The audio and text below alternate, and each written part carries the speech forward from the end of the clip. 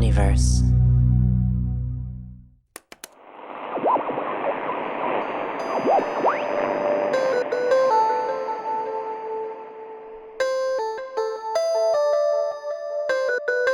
The Call of Cthulhu Mystery Program contains content that may not be suitable for all ages. Listener discretion is advised. Visit CthulhuMystery.com and head to Patreon.com/Omniverse Media to join our community of fans and unlock further secrets.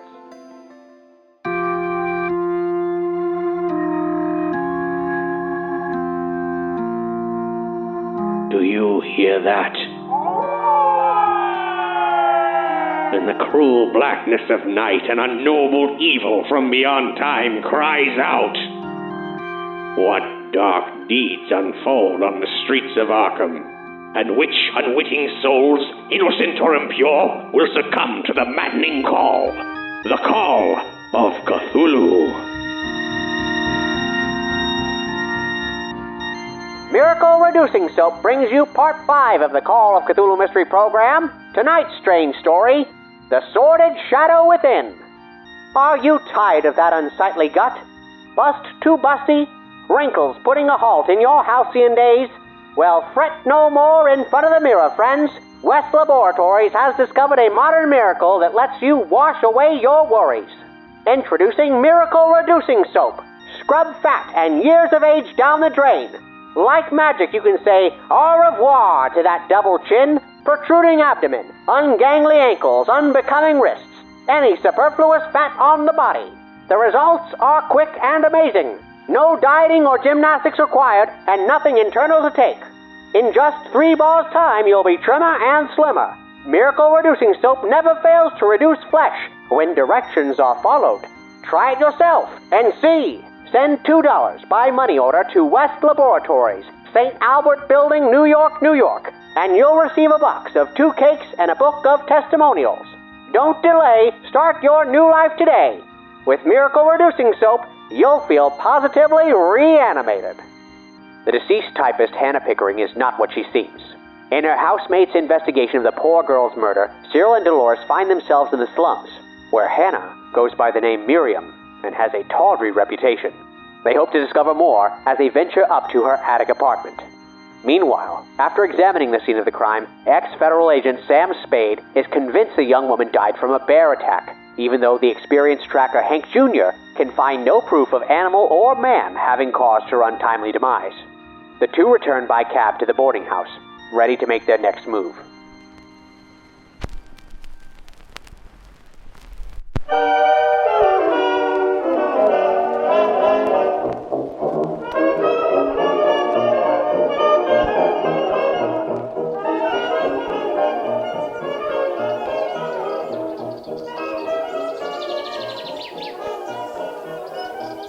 Sam and Hank Jr. How far away is Harding's house? You don't know where Harding lives. Okay, then, Harding... No, I use the phone to call the station first and find out where he's at.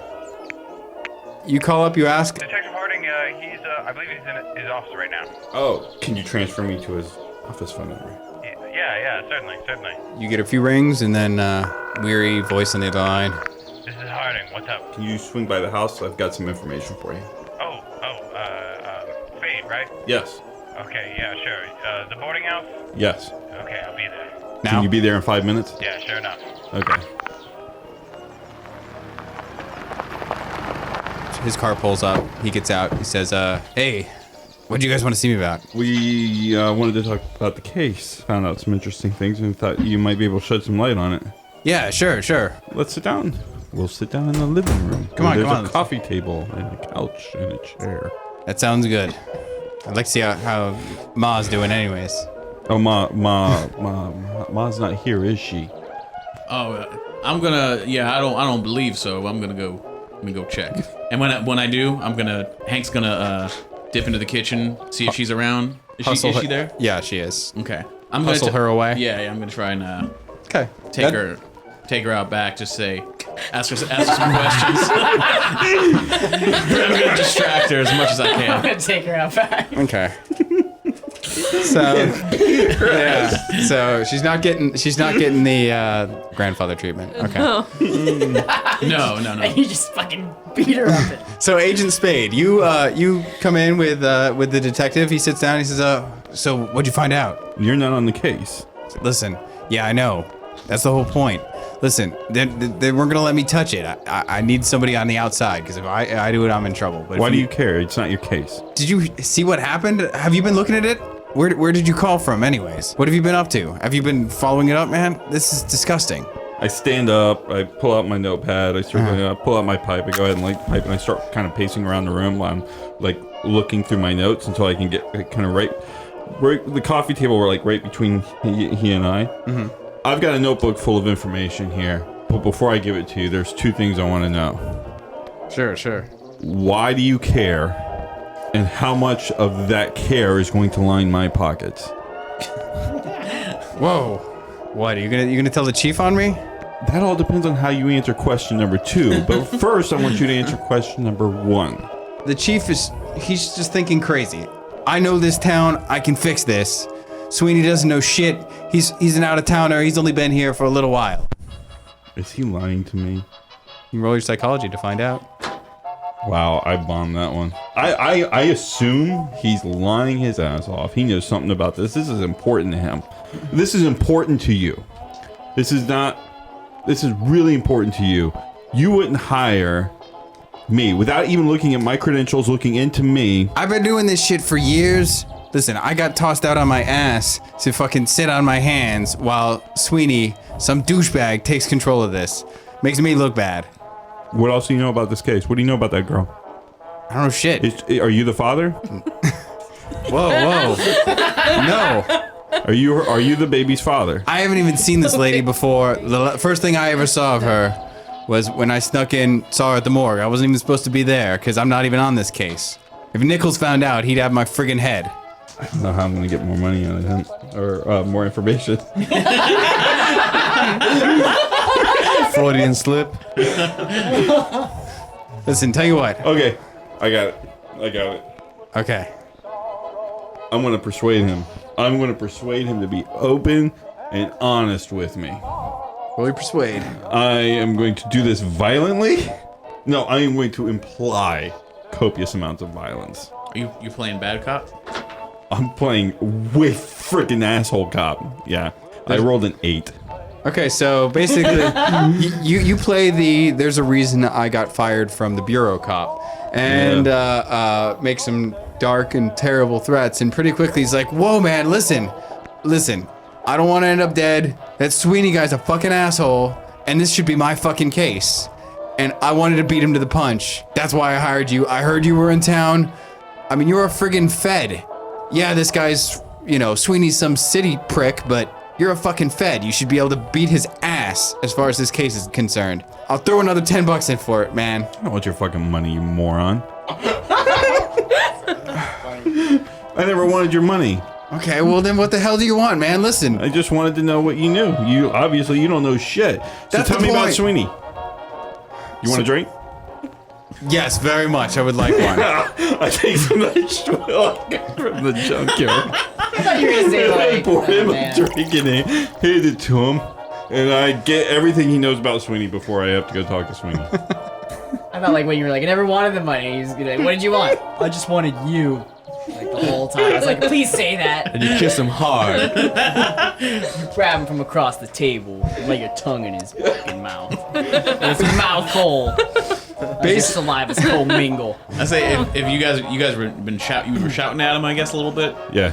At that, I'll make sure Ma's gonna be okay. Yeah, she's sitting on the back porch. Yeah, She is currently crocheting. Yeah, and then I'm gonna get back inside and just I'll be leaning in the doorway into the living room just to be the muscle presence. Okay, while you do your thing. It looks like Hardin's pretty well. He's up. Kotoed at this point. I'm not interrupting. I'm just pretty pliant. Like he's like, listen, man, Sweeney's just some fucking prick from Boston. That's where he grew up. That's where he worked as a cop. He only came here because of his sick mother, and now he's here shitting up my business. He doesn't give a shit about this case. He doesn't give a shit about anybody. This is just another fucking case to him. This is somebody in my town getting fucking killed, and he doesn't care. All right. Well, that's all I needed from you. It's a bear attack. We checked out I give him everything I got.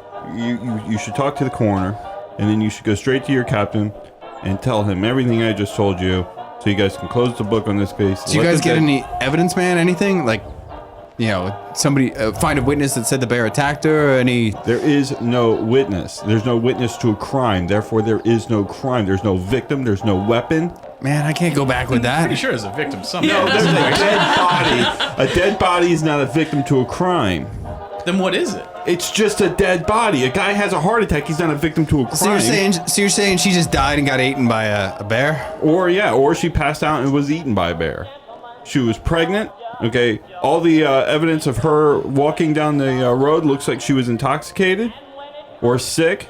She laid down at the tree. I'm guessing you checked her room already. You find anything show she was pregnant or anything? Nothing at all. Well, listen, man, keep looking. I'm telling you, I need something concrete. What do you need concrete for? See, this is why I don't trust you. Because it's clearly a case that you should just close. Listen, it can't be a bear, man. Did you see those fucking wounds? That's crazy. Somebody killed this chick. You see a lot of bear attacks? A lot of pregnant women eaten by a bear around here? No, it doesn't happen often. No, people don't get eaten by bears, usually. Listen, what is happening? Listen, I'm gonna let it slip that I think it's a bear, but if I don't have shit to come to him, I'm just gonna look like a jerk.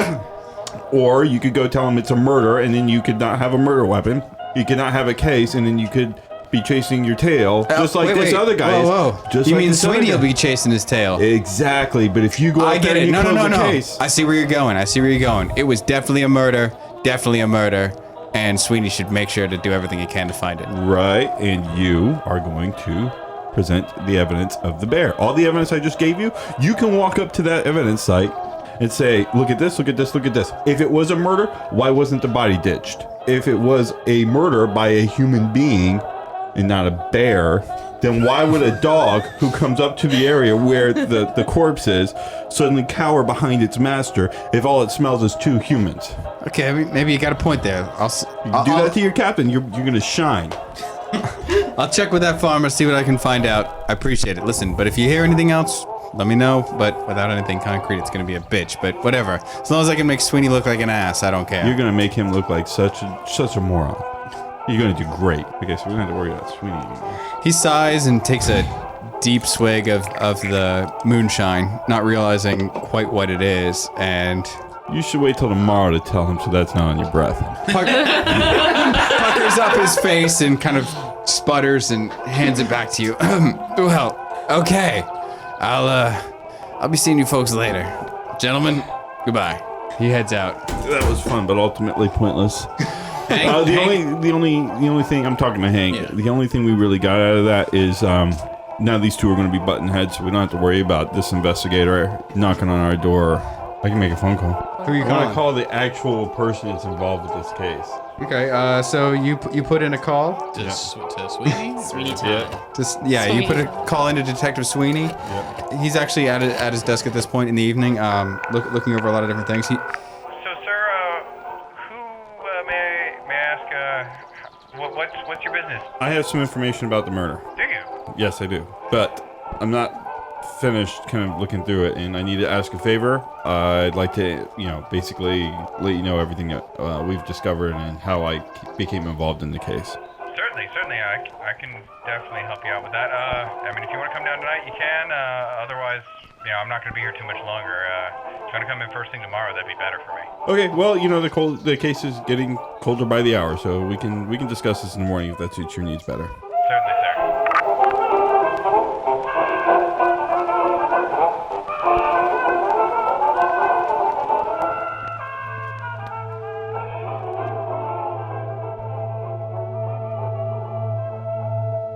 So you guys make your way up to the attic, up to the 5th floor. When you get there, the door into the attic is locked. I burst it down with my 14 strength. If you want to kick it open, you can. A lot of Can I try? pent up aggression. Yeah. This is why I don't get excited or why I don't pursue things that are... I mean, it's going to make a terrible racket, and that would be breaking and entering. What if we try to picklock it? Why everyone look at the black guy all of a sudden? I don't see a picklock skill on here. What would it be? Locksmith. Locksmith? Locksmith. I have 1%. Yeah, I got 1% also. So if you wanna, jimmy that door, I mean, I don't know much about say locks in the 1920s. I wouldn't want to dull my blade on my knife, but maybe I could, stick it in the. Maybe I read a rousing book about locksmithery. Or how I- doors are made. I don't know how one jimmies That a doesn't lock, but help perhaps at I all. could jimmy such a lock as this. Well, if you want to try to pry it open with your knife, yeah, you can take a shot at that. Ah, fuck it. I'll kick the damn door. Okay. You kick away at that door, and then what's your strength? 12. 12. Okay. Yeah, and then pretty quickly Dolores gets fed up and pushes you aside and says, "Honey, let me take care of this." And she kicks that door open mightily. Dolores, you are full of mysteries. Gotta keep them guessing. Sure do. For those listening, he just Adjusted. gave me the eyeballs, the bedroom eyes. She must have some nice gams to kick that door open. Now then, with this place, All that sleep deprivation. I mean, High tension muscle fiber. looking around in here, there's a bed up against one of the walls. Looks like she probably uses it as a couch too. Tiny kitchen in the corner. The entire place is damp, dark, and really claustrophobic. The roof comes in at an angle, and it's not a pleasant place to be. She's not very good at keeping house at either of the ones There's that she has. a single window with distorted glass shining a small amount of light into the place, and the roof is sagging and bulging all over the place. Ugh. Spot hidden. Yeah, go ahead. 44, and my spot hidden is 38. Okay. What do you got, Dolores? 45 out of 25%. So you're looking around, Dolores, not finding too much, but Cyril, however, is quite a bit more successful. For one of the things, looking around in among some of the stained bed sheets and dirty clothes scattered on the floor, you see a sepia-toned photograph of two women. One, the older, is wrinkled and white-haired. It looks like the photo's been thrown across the room or something like that because the frame is all buckled and the glass has been shattered out of it. The younger woman in the photo is definitely Hannah, who you guys know, as your Quote-unquote housemate. yeah, your housemate. Outside of that, the older woman definitely just bears a distinct resemblance to her. Make a medicine or a psychoanalysis roll if you guys have any. I rolled a 44 again for medicine, which I have 6. I rolled a 7 out of my 5%. That's pretty close, and it's really not all that hard to see. But the older woman definitely looks disturbed. You don't have a real good read on it, but Dolores, that old lady, that old bat, she has seen better days, even in this picture. Outside of that, though, I mean, the woman that you see, the woman that's Hannah, your housemate, she definitely looks younger, happier, also a little more ragged, like in as much as she looks like she's on a farm or something. I'm gonna take the picture out of the frame. Okay. Check the back, see if there's anything written on it. Nothing written on it. As you're looking at the picture, kind of looking around, you notice kind of off to the side, not too far from where you saw that, you find a battered journal as well, half hidden under some of the other filthy bed sheets. Looking it over, you pick it up, flip it open, and this doesn't look like Hannah's handwriting at all. This is all clumsily scrawled and looks like a mess. What do you make of this, Dolores? Looks like somebody else wrote this, another person's journal. I'll take a look at it. I'm gonna pocket the photo, in case I need to show it to anybody. Excerpts from Miriam Hatfield's diary. Miriam was a bad girl. If I was a good girl, it never would have happened. God have mercy, growing in my belly and whispering to me in dreams that I've been bad, debasement, roll like a dog in an offhat to cover my own stench. It hurt me.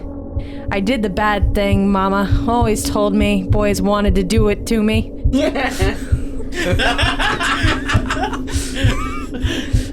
Dear God, it hurt me. God, there's an inch between my legs I can't stop. A fire I can't put out.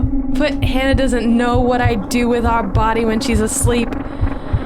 Feel and never forget the pain when I'm with another man. Can't drive it out, can't forget the memory even with another man after man. It wasn't a man, wasn't human. I ran, had to get away from Dunwich. Had to not be me to forget, had to be Hannah. But Hannah doesn't know about Miriam. And when Hannah is pregnant, she has to let Miriam take over because she can't know or she'll fall into the darkness. And remember, Hannah's not real and isn't afraid of the dark, but she has no pain. God, oh God, oh God, it was part of me, this evil, and I cannot burn it out or cut it off. Cut it off me when I was born, but it came back because it knew it was part of me. And Hannah is part of me, but I'm not part of Hannah. And when I'm Hannah, I'm not me. I'm someone else inside me. God, growing and rotting inside Dunwich. I was reading over her shoulder. Jesus. Our little Hannah's Yeah, it's a sanity roll time after reading that. crazy mess. 89 out of 76. You lose a point. 76 out of 52. You lose a point. It's a little unsettling, but not terribly so. The town, or the place she mentions, is a town that you guys are both familiar with. It's a small farming community west of Arkham. A real backwater place. Dunwich is just rural farmers that have lived there for generations. Looks like, I don't know, maybe she should have checked herself into an institution. This, I have no idea what to make of this. Maybe we better look into going to Dunwich. Sounds like a good idea. Can we give one good sweep over the rest of the place to see if we spot anything else? Okay, yeah. I mean, you guys look around through the place. By and large, it is a pretty nasty mess, and this place almost looks like it's kind of a reverse of Hannah's place, where Hannah, looked like she maybe ate some food there occasionally, did a couple things, dressed, put on clothes and stuff. This place just looks like it was a place for sleeping and soiling bed sheets. I have a psychology of 55, and I don't know that schizophrenia was in any way defined at this time period. Go ahead and take the roll. I rolled a 23. Okay, to you it sounds like some kind of, not so much like a schizophrenia thing, but more of a split personality, like a fugue, like something terrible happened, and that's her way of repressing it, is she becomes this other person that doesn't have these problems. And so whatever it was pretty bad to split her up, and basically that other personality just dominates her during large periods of time, probably. From everything you've seen, that's what it looks like. That's the only handwriting that's in that journal, is the one that looks Yeah, like it's just to messy. Miriam. Does it mention anybody else? No, you guys look through it. You guys see there's a lot of stuff. That diary rather, it definitely gets worse over time. Whereas the other one was just kind of really bland, blah blah blah, daily stuff. This one starts out. There's some information about leaving Dunwich. From there, it starts drifting into that, and then from after what you read, it gets even less coherent. So we're walking downstairs. We've got the photo. We've got the diary. Praise Jesus! Jesus Christ! They came up the stairs? So, you boys, I didn't know you came, boys and ladies, whatever. I didn't know you came with such fine gentlemen. What can I do to help you serve the Lord better? What can you tell us about Miss Miriam Hetfield? A sinner and a degenerate. Amen. Why? Yes, it's Coming and going, all hours of the night. Literally. She seemed like she was a troubled young lady. Troubled with sin, my friend. She troubled with anything else? Oh, no, mostly sin. Sin. Yeah, failed to improve with sin, Yeah, sin and the base desires that come from sin. Leaving, coming all hours of the night, strange men, terrible things. Strange men. Any really, really strange men lately? And by terrible, how terrible do you mean? Dirty mix. Dirty mix. Like that family. Like an Irish. like that family up on the 4th floor. So the guy that we talked to, Probably not him, but, his kind. Irish? Catholics. Oh. Damn papists, a lot of them, giving their loyalty to that false idolater. Yes, that one that predates yours. Okay, let's go. Yeah, heavens to Betsy. With that, thank you for the information. We'll be. Thank you, my son. Listen, even thinking about it makes me sick to my stomach. I know a nighttime service we can go and have ourselves cleaned. I had my pipes cleaned just the other day, doctor. So sir, but just official business. Gotta skedaddle. But thank you. We might be back to ask you some official questions. Yeah. Come on, let's get down the stairs real quick. Let's get to scooting. Father, thank you for coming. It has been so good. I never get this chance to speak with a proper believer like you. Likewise. But see, I've come with these fine folks, and I must unfortunately leave with them now. Oh, you can stay. You can have a good time with your new friend. Oh, no, I insist. See, me and all my bottles must come with you. Let's run out the door. Already in the car, trying to start it up. I don't know if you can beat that guy running anywhere. I told y'all that girl's filled with evil. Y'all don't believe me. As you guys leave, he waves at the door. Farewell, my friends. Remember, hate the sin and the sinner. Amen. Amen. Yeah, by now, you guys are loading He up in the somehow car. wormed his way Like, you in. guys I'm have just spent sitting all day there. driving around town and just sitting in everything. the car. It's getting late. By now, pretty much, like, it's getting dark out now. Yeah, we're not gonna drive all the way to Dunwich right now. Let's go back to the boarding house. Tell Sam what we found. Maybe get some answers.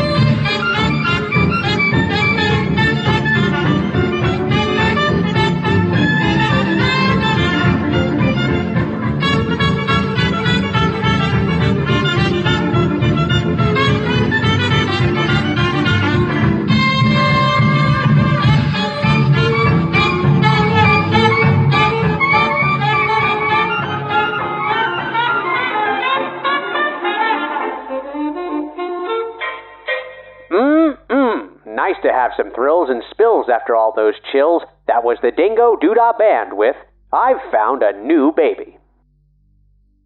Here on the Call of Cthulhu Mystery Program, all our uncanny adventures are funded by listeners just like yourself. If our auditory entertainment tickles your ears and your fancy, why not head to patreon.com/omniversemedia and let us know you've been delighted by joining our ranks. You'll get access to Patreon-only channels on our Discord, behind-the-scenes updates on our latest projects, and exclusive podcasts like Cthulhu Cathomentary, where you'll hear fascinating insights into this very episode, such as... Cyril mentioned that he wasn't sure about what he was supposed to glean from the journal and how there was clearly a dissociative identity disorder thing happening there, but he said, like, I don't know, did people know about schizophrenia in the 1920s? So I looked it up, because I didn't know. And the term started coming into use in the 1890s, and by the 1930s, lobotomies were being experimented with as a treatment. So, obviously, dissociative identity disorder is previously known as multiple personality disorder. Starting in about 1927, which is a year before this episode takes place, there was a large increase in the number of reported cases of schizophrenia, which was matched by an equally large decrease in the number of multiple personality reports. It was argued in the 1980s that dissociative identity disorder patients were often misdiagnosed as suffering from schizophrenia during that time. Wow. So I guess Cyril would have definitely said schizophrenia.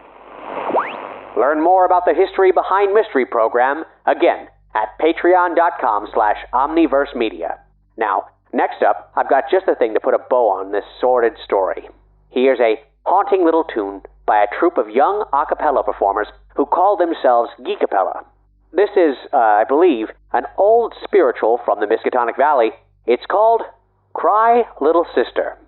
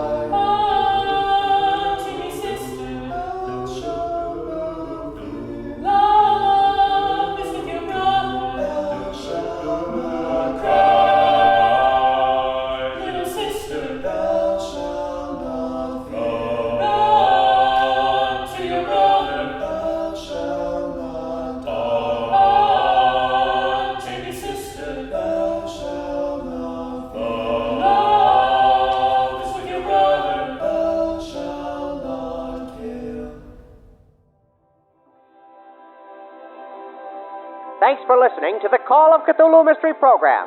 Please rate and review us on Apple Podcasts or Podchaser. And be sure to subscribe to our series via your favorite podcast player to get all the latest episodes.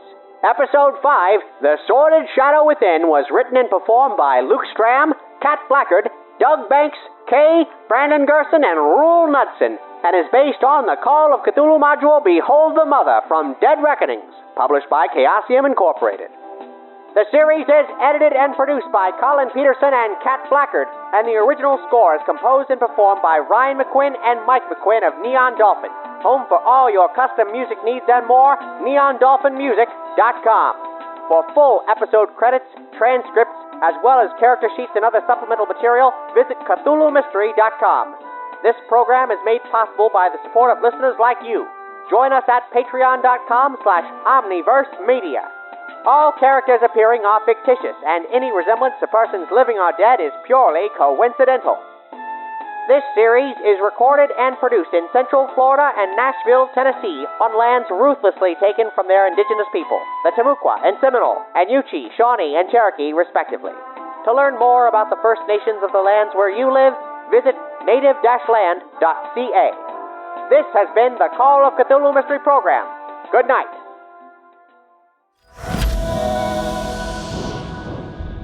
Omniverse.